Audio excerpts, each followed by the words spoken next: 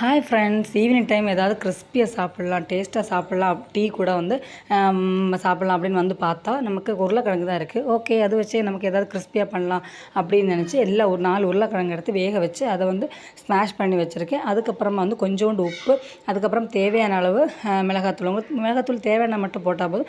நான் கொஞ்சோண்டு மிளகாத்தூள் போட்டிருக்கேன். அதுக்கப்புறமா சாட் மசாலா இருந்தால் சாட் மசாலா, இல்லைன்னா கரம் மசாலா. ஓகே, கரம் மசாலாவும் போட்டு அதுக்கப்புறம் 3 ஸ்பூன் வந்து கார்ன்ஃப்ளவர், 3 ஸ்பூன் கார்ன்ஃப்ளவர் வந்து போட்டு நல்லா வந்து நம்ம சப்பாத்திக்கு வந்து பிசைஞ்சு எடுப்போம் பார்த்திங்களா, அந்த மாதிரி சப்பாத்திக்கு பிசைகிற மாதிரி நல்லா பிசைஞ்சு எடுத்துக்கணும். அதுக்கப்புறமா வந்து ஆயில், தேவையான அளவு ஆயில் ஊற்றி அதையுமே வந்து நல்ல எதுக்குன்னா கையில் வந்து ஸ்டிக் ஆகாமல் நமக்கு பால் போட முடியும், ஈஸியாக பண்ணிக்கலாம்.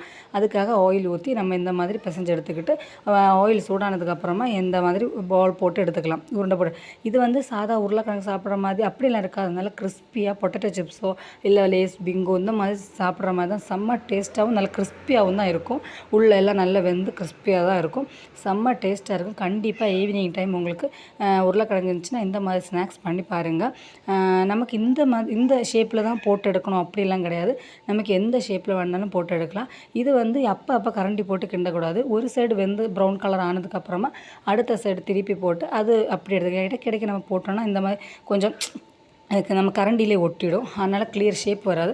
நமக்கு ஒரு சைடு பொரிஞ்சதுக்கப்புறமா அடுத்த சைடு வந்து போட்டு திருப்பி போட்டு எடுத்துக்கணும். என் பொண்ணு இந்த பால் ஷேப் வேணாம், கொஞ்சம் நீளமாக போட்டு எடுத்தாங்கன்னு சொன்னனால நான் நீளமாக வந்து இந்த மாதிரி போட்டு பொரிச்சு எடுத்துக்கிட்டேன். உள்ளெல்லாம் செம்மையாக நல்ல வேகாது அப்படின்லாம் பயப்பட தேவையில்லை. சூப்பராக வந்து கிறிஸ்பியாக தான் நமக்கு கிடைக்கும். இது வந்து ஈவினிங் டைம் வந்து பெஸ்ட்டு. டீயில் வந்து கெச்சப் வச்சோ இல்லைன்னா வந்து டொமேட்டோ சாஸ் முக்கியோ சாப்பிட்டோன்னா செம்ம டேஸ்ட்டாக இருக்கும்.